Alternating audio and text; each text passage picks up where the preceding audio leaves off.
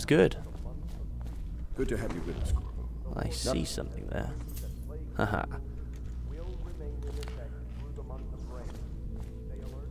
Okay then. Let's go see. Ooh, let's check out this place first, shall we? I think we should. Lord Pendleton. Ooh, I'll steal that. And that.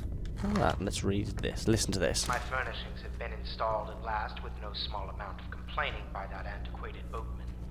Hello. The others have no idea. You don't look very what pleased with me. suffer as I have. Speaking of which, Wallace, please breathe 2 bottles of Dunwall Red, never mind which, and fetch a clean glass. Hello. I'll begin again tomorrow. Shall I leave now? You don't look too pleased with me coming in here and listening to that. Sorry.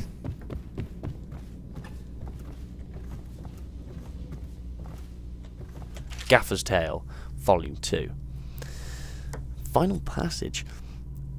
Excerpt from the travel journal of a whaler in his final years. After more than a quarter of a century, I am done with whaling. Too broken to continue. I've seen all the corners of the isles and made more coin than most men see in a lifetime. But it's all gone. I've lived for an emperor and watched his daughter take the throne. Fair young Empress she was, but slain so young. Everything beautiful comes to die.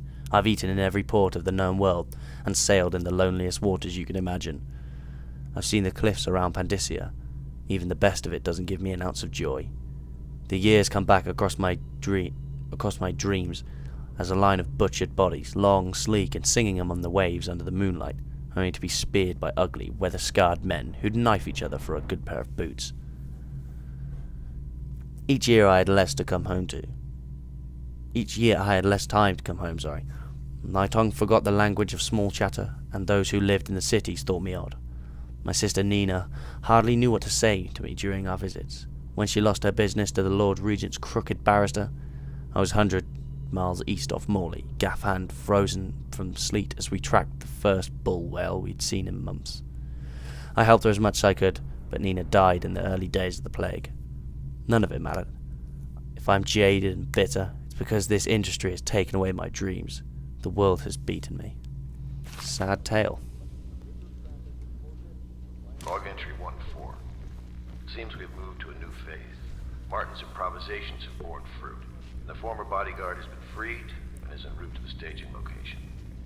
Pendleton's voting block and my military connections.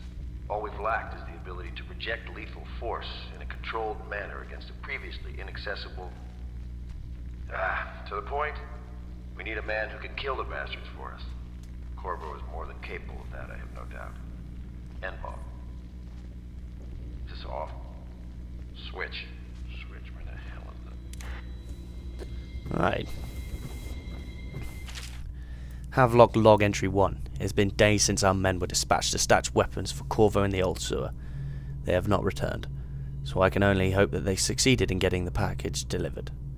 Pierro spent considerable time and resources making those things. If I could find a way to mass produce them, the Dunwall Navy would secure its place as the dominant force on the globe.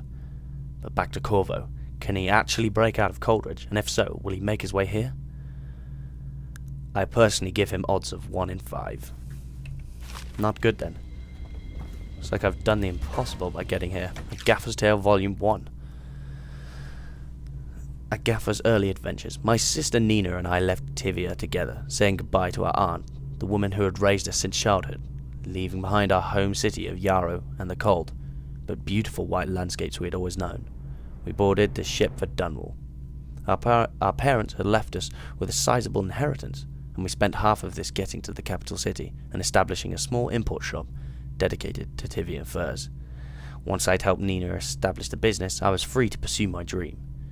Signing on with a whaling ship was the most exciting thing I'd ever done, and I saw it as a means to an end.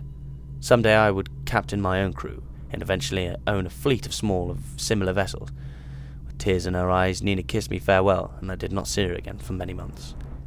As an apprentice to the gaffer, I got to see the tracking and killing of the great beasts up close.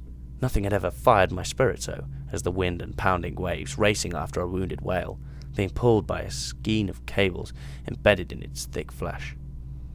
I changed more in those first 7 months than I had in the previous 7 years. Whaling was beginning to put its mark on me so that Nina barely recognized me when I returned, tanned and sinewy with muscles, weather creased, already wrinkling in the corners of my eyes. But she could see that I was filled with joy, having found my purpose.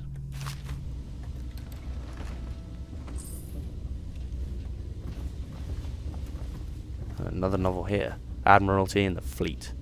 Ooh, pouch. Excerpt from a book on naval history. While each of the Isles has some form of naval fleet, none is more envied than that of Bristol, with its long, proud history of great ships and admirals who command them.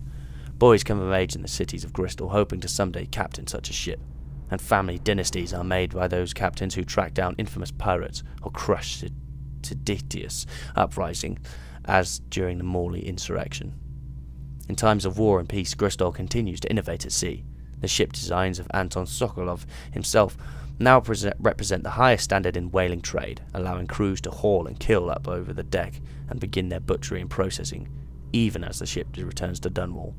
The crews can be seen working on their latest well as the ship moves slowly up the Wrenhaven River, coming to dock with one of the powerful warehouses companies, such as Greaves Whaling House. Suspended in rigging overhead and backlit by the setting sun, the silhouette of one of these creatures makes a moving sight as it cruises to its final resting place in the industrial heart of the capital city. Right, well.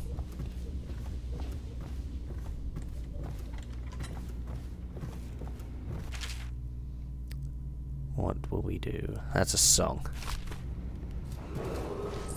Do not attempt to house or care for a friend or family member who shows signs of blood on their face and chest area. I loot? The only... Mine. No. You must be Corvo. Litany on the White Cliff. Excerpt from a series of Overseer invocations by High Overseer Abram Templeton. And I say to you, brothers, it is here that we make our stand as righteous force against the growing darkness. It is here that we unite against the spirits of the unknown that would drag us screaming into the night, never to return to our homes, to our families. Together we will serve as a rod to those who would stray from the herd. For the foggy grey waste of the outsider, we will burn a bright fire with our virtuous actions so that others will not lose their way. And to those who would choose to wander beyond the walls of our homes in far places, we will strike at them swiftly before they whisper to their neighbours, filling their hearts with strangeness and doubt. I am Lydia, at your service. Thank you. Your room is upstairs and ready. When they told me who it was, well, I thought you'd be older, like the Admiral.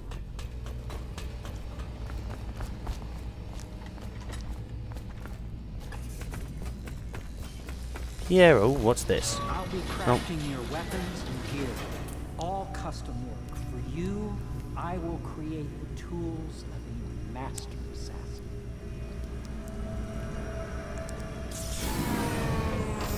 No!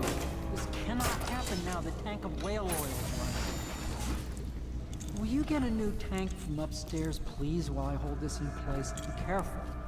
Oil's unstable. When it explodes, there's a terrible mess. Sokolov technology in the New Age.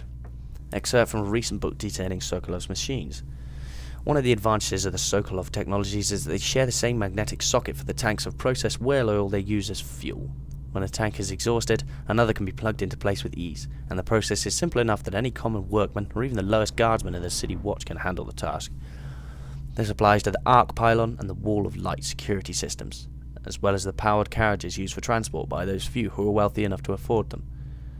The only obvious downside of Sokolov's designs is the volatility of the tanks themselves. Few incidents have occurred resulting in damage to property or bodily harm whenever one of the tanks has exploded.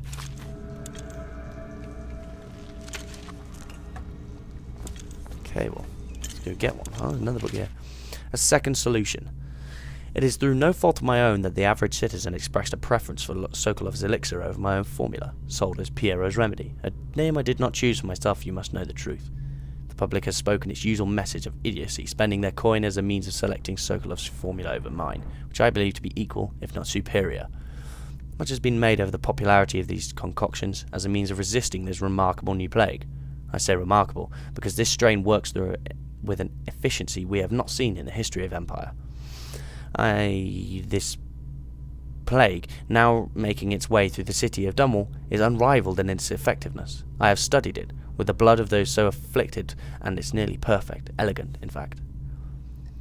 And while it is true Pierro's remedy and Sokolov's elixir are known to protect the body against the plague equally, mine has its own properties, not fully understood, which can relate to the mind itself and the spirit.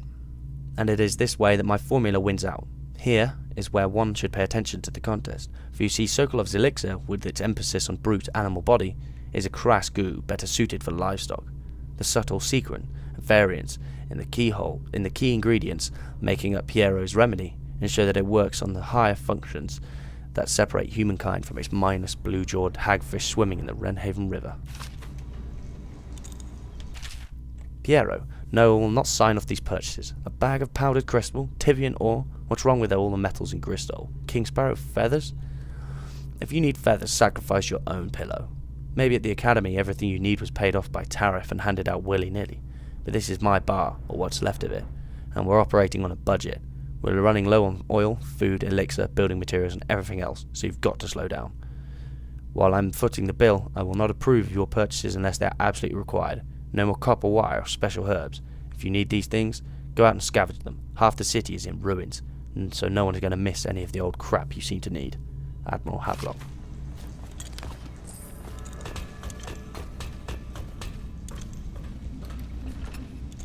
Nothing there. Dead Counter responsibilities. Commissioned by the Lord Regent in the face of the growing plague crisis, the Dead Counter is a position that will only be given to officers, usually of junior or middle grades. In most matters of etiquette or curfew enforcement, these officers will defer to the acting officer on duty. However, any Dead Counter will have command in situations related to the plague and handling of the dead, including those late-stage plague symptoms called weepers in common parlance. Starting in the month of rain, interested officers may apply for the test, and if accepted for the 2-week training tour, pay will be administered in coin and rations of elixir at 1 1/2 normal pay grade. Quite well then. Failed experiments. Of course, I have attempted to improve upon Sokolov's designs, of course, and why not? After all, it is likely that his thinking was influenced in some small way by our time together at the Academy. We are all part of a community, striving to unknot the mysteries of the cosmos. Even those among us who possess the greatest minds are often led to a fruitful line of consideration by, how does one say it, our intellectual subordinates. Sokolov is no exception to this. Despite the glamour of genius he has cast over the aristocracy. And further, it is true that many of my experiments have failed. No need to gossip about it behind my back at your social clubs and the very chambers of the Academy itself. Great ambition requires risks. You may laugh at my door to nowhere, but someday you will not. Your children will likely see it as commonly as you see the electric lamps lighting our streets at night. But a few short years ago, you would have laughed at Sokolov's arc pylon or wall of light. Your laughter, your condescending smiles, they are nothing but evidence of your own limited imagination. Whew. Whale vivisection. Remarkably, each specimen I had the pleasure of studying during the voyage possessed some minor variance in physiology. On the second leg of the trip to east of Tivia, the crew hauled aboard a female, some 42 meters in length. I estimated she weighed 35 tons, and the ship sat low, rocking side to side through the night with her thrashing. By candlelight, I took her apart, sketching and taking notes. Against her bellowing, I cut into the massive tentacles around her mouth. Within, I found row upon row of teeth and baleen running up the upper jaw. Through this broom-like structure, I assumed she filtered food through the water, so that was too small to be chewed.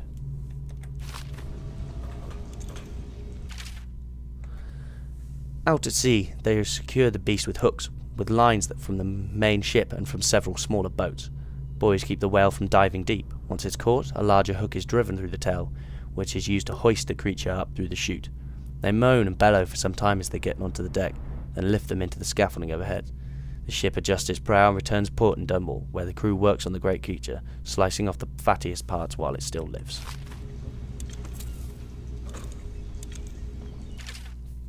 Sokolov no longer has the upper hand with regard to supplies of whale oil. The good Admiral has paid for the installation of my own system, which will enable me to work in this place. The oil tank dispenser, when activated, will produce an empty vessel for filling. When the empty tank is near the oil tank refill pump, the magnetic attractor should take the tank and lock it in the correct configuration. Using the lever will begin the refilling process. Once refilling is completed, the tank can be removed and placed in service. Extreme caution must be used in handling the full tanks. They are quite unstable. The system is sound and well engineered. It appears that the Grease Oil Company has done something correctly, for once.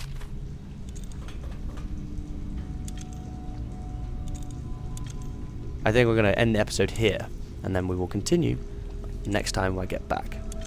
So, bon voyage.